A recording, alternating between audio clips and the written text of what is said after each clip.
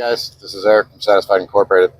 Today I wanted to make a short video about the auxiliary fan that I'm going to start selling.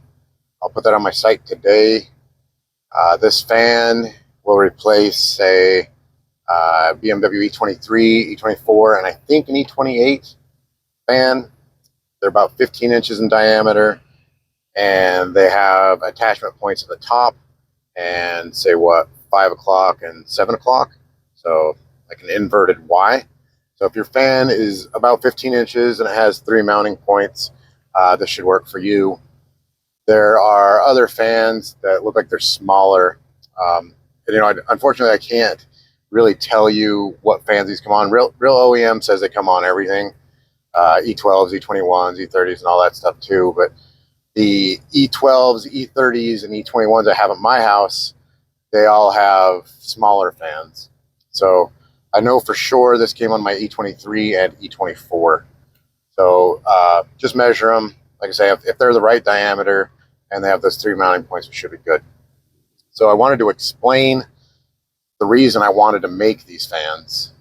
The reason I wanted to make the fans, well, first of all, was super simple.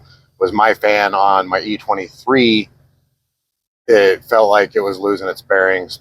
You could tell it was wobbling, and that was the biggest reason. But honestly, I didn't like it how the temperature was never stable on my car. I think ideally, you want the temperature to be directly in the middle all the time. But the way these old cars like to run because of their design, they like to sit in the middle if you're at cruising speeds. But if you're sitting in traffic or you're sitting in a parking lot or whatever, they're going to go all the way to the hot end of the gauge, and then that auxiliary will fan come on and it'll kick it back down to 0. And so you're constantly doing this if you're sitting, which I don't think is good. I don't think is ideal. It's I would rather have my motor still at one temperature at all times. So that's the other biggest reason I wanted to do this. But then there's also other benefits that I got, such as I got to remove my engine-driven fan, which is going to create space, which is going to make it easier to work on things, get that little bit of horsepower gain. I don't have to worry about my clutch fan wearing out and replacing that, or taking out my radiator, doing other things. So there's a couple benefits to doing that also. This is the way that all modern day cars are running. They run on an auxiliary fan, and that's all they do. They don't have engine-driven fans anymore, and this is all for a reason. This is the way they should run. So let me see.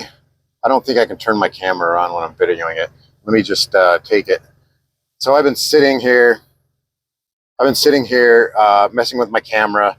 I just got done driving 35 miles. So this car is warmed up for sure. Messing with my camera for 5 minutes. I'm sitting in the parking lot, letting it idle. And this is where we're at. Let me see if I can get it. So that's where my temperature's at. So it's sitting about 3/4 the way in there. And that's where I have my my temperature sensor that turns my fan on. That's where I have it set. So this is a 75°C sensor, and that's where it's turning it on. I haven't had the opportunity to run a 65° sensor. That's what I'm going to try next, because what I was just explaining, I don't want my temperatures oscillating. I want my temperatures to be at the same temperature all the time if possible.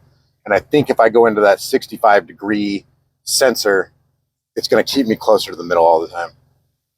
If it's not too hot of a day like today, what I just showed you is where it'll stay, no matter if I'm stuck in traffic or whatever. If I'm driving, my car actually cools better, and that wasn't expected. And I think the reason it's happening though is I think number one, I don't have the old auxiliary fan on there, which is really big. It's significantly big, and I think it blocks airflow. But then I also don't have the engine-driven fan anymore either. So the engine-driven fan, I think, was actually blocking more air while driving than it was pulling. So keep that in consideration too. It'll cool better while you're driving, and I'm able to pretty much maintain my temperatures when the fan turns on if I'm sitting in stop and go. The thing is this isn't going to apply to everybody. I've only tested this in, say, 95-degree weather, and I've driven 25-ish miles, 95 degrees, stop and go for 10 or 15 minutes, and it was getting a little bit hot. I think if that same situation where it was like 95 degrees and I was in stop and go for an hour, I might get in some trouble.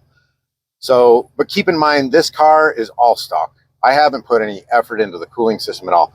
Stock radiator, stock everything. I've replaced the water pump, you know, some of the hoses and stuff, but it's all not been going through. So this is an old car, old radiator. I think you can get like an all aluminum radiator, will cool you off better. So keep in mind, this isn't for everybody. If you're in a climate like I am, like Pacific Northwest, where it's, you know, you get into the 90s, maybe 100s, I think you'd be fine. Somebody's in Arizona going, this ain't going to work for me. It's 120 degrees. It might not. You might want to run that engine-driven fan on top of the fan that I have, but it's still going to be a better fan all the way around, better than the auxiliary one. So some people will be able to get away with what I'm getting away with, not running an engine fan. Some people have to run it. You'll have to figure out who you are. But I wanted to remove mine for that horsepower gain. I want to be able to remove it, like if I have a problem on the road and I blow a hose or I blow a belt, something like that, I want to be able to get in there and I want to be able to mess with it and not have to deal with the fan in my way. So there's big advantages, in my opinion, to removing that fan. So, and I've been driving around a couple of months and just no problems. Like I say, it's been in the 90s, been stuck in stop and go. So it's not an issue for me. So the fan's running right now. Let me see if I can tell you. You can't hear it in the car. When I was testing this car, or the fan, I would have to get out of the car and I'd have to look and see if the fan was running. Maybe because I have my microphone on right now, that should be pretty loud. You can hear it. Camera flipped on me. So I don't know. It's kind of stuffed in there. I don't know if you're gonna be able to see it, but the fan's in there. I'll just pop the hood for you.